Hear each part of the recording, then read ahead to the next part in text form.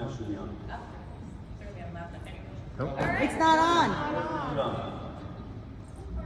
Test. All right. It's not on. No. Nope. No. She gets extra time. Yeah. No. I think that's this. No, it's You not. want this one? Yes. There you go. See? Teamwork. Yeah. All right, guys. Who here watched the Golden Girls? Woo! I'm Blanche. I'm gonna channel my inner Sophia because my presentation starts with a story. So picture this. It's 2018, Mount Vernon, New York. And it starts with Dominic Chianese, a show, and an offer I could not refuse. Now, anybody who watched The Sopranos knows that Dominic Chianese is Uncle Junior, right? Awesome role, awesome guy. 89 years old when I met him. I got hooked up with him because I was looking for entertainment for a gala that I was running for a senior living community. Dominic has a foundation that provides music in nursing homes. So he says to me, 89-year-old Dominic, meet me at 4 o'clock in the city. We're gonna have a drink, some apps, and then I'm gonna go film at 6 o'clock. Awesome. So long story short, 11:30 that night, I dropped Dominic off after going to see a show at the Friars Club, and he says to me, pick me up at 11 o'clock tomorrow. I'm gonna come to your senior center, and I'm gonna sing with your veterans, and I'm going to sing with your seniors in the nursing home.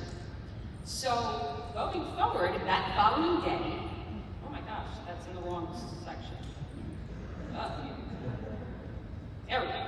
So it starts the best day of work I ever had until VOA. That's right. And that's exactly what we did. We first met with the veterans who did songwriting and played instruments, and we sang, and we danced, and we played instruments, and it was fantastic, and the veterans completely came out of their shell, and they were engaged, and it was wonderful. Then we went over to the nursing home. And this is why I'm telling you this story, because I'm a layperson. I'm not a music therapist, I don't have a degree in music, but what I saw in my layman's eyes was transformation. There was a woman in the nursing home, now 6 years I worked there. Every day I saw this woman. She was in a wheelchair, she was uncommunicative, she was unengaged, and her head was always down and to the side. Never looked at me. 6 years I saw her. Dominic walked into that nursing home, he started to play his guitar and engage the seniors, and I saw that woman lift her head, look at Dominic, tap her feet, even sing a few notes. It was transformational. Music does that. That's what music does, and that's why I'm here, because I want to talk about why me and why VOA GNY for our music therapy program. And I'll tell you, I'm very passionate about music, but more than that, I was a DJ on the radio, and I also taught a music appreciation class for underserved children. More about using their voice or songwriting, or even using music to lift their spirits or get things done. Whatever the case, it was to benefit their mental health and well-being. And it was wonderful. It was a wonderful experience, and I can't tell you how much I enjoyed it because I saw what happened with the kids. Now, why VOA GNY? Well, we serve 11,000 people a year. That excludes Operation Backpack, which started at VOA GNY. But 11,000 people a year. Domestic violence, homelessness, children with developmental delays, veterans, the list goes on and on. And this program can benefit every population, but I'm proposing that it benefits the 3 populations that I think need it most because they'll receive the most benefit. So I'll get to that in a second, but I want to explain to you why music therapy is so important. So one, it's customizable. So veterans will have PTSD and might have anxiety or depression. Seniors feel like they might be missing out on the communal thing. This is the social impact of seeing their peers, particularly coming out of COVID. Children with developmental delays, the tonality of music makes a difference neurologically with those children who tend to be uncommunicative. So you can see that no matter what the population is, it's customizable, it's beneficial, and it helps their overall well-being without having to go through those pharmacological approaches. It's more holistic. It's more familial. It builds self-esteem. It builds a sense of community. And it gets them out of those funks without having to turn to medicine. So even when somebody's decompensating, you can actually use certain types of music that will hit the neurons in the brain and reduce that anxiety. So again, time and time again, it is transformational. And judges, I implore you, you can make that difference. You can transform the lives of so many seniors and children and veterans. And that's not to say that everybody in this room doesn't do amazing things. They absolutely do. But I'm not doing this.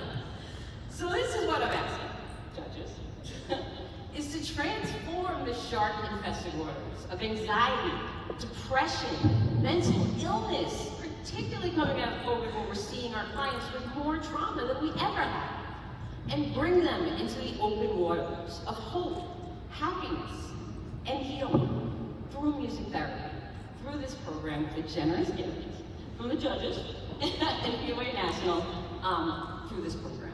So thank you.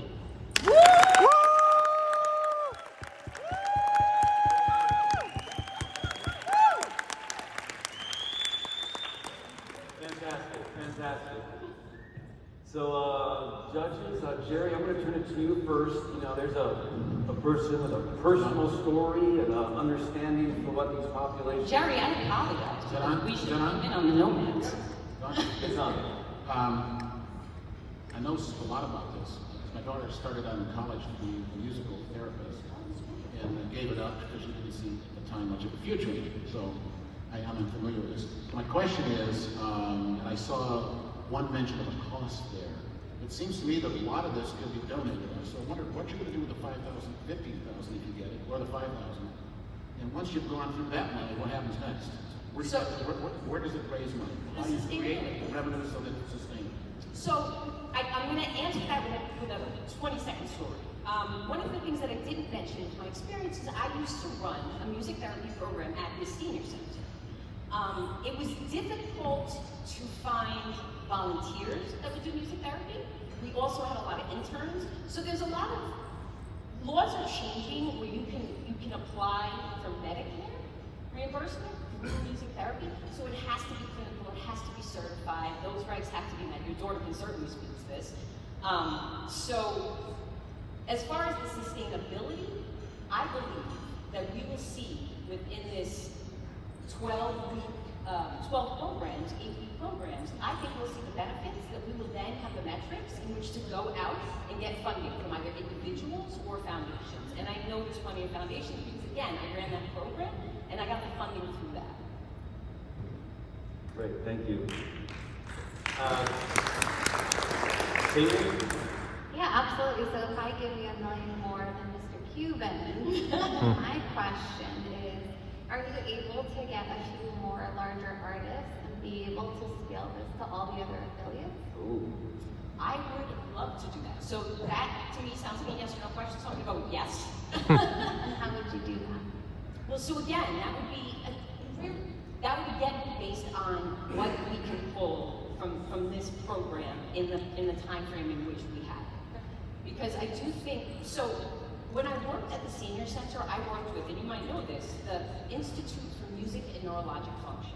They really were the forefathers of music therapy, so they brought it to the forefront, whereas if Jerry's daughter now, when there is a career in that. So through this group, we would be able to get more artists, so long as we can provide that funding, and I'm confident that we can. I really am confident that we can. Thank you for asking. Abby's got a burning question, so we're going to let Abby ask the question as well. It's not my turn. So talk to us really quickly about outcomes. So you talked about the story around the woman raising her head, but what are the things that we're actually measuring in order to show that we're having impact? Right, so excellent question. We always do, the therapist will do a base assessment and then do periodic assessments along with clinical notes after every class. Is the person getting engaged? Are they more communicative? Are they moving more? Things like that. So they're assessing cognitive and mobility improvements throughout the 8-week program. And the nice part about this is we can actually make them concurrent programs. So if we're doing it at the Bronx Learning Center with developmentally disabled children, we can extend that to a 16-week program so that they continue to receive their benefits. Thank you. Give it up for Angela.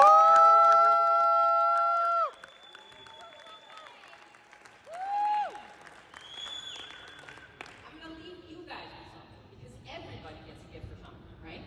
You're going to hate me for it because it's going to stick in your head for the rest of the day. Hit it, maestro.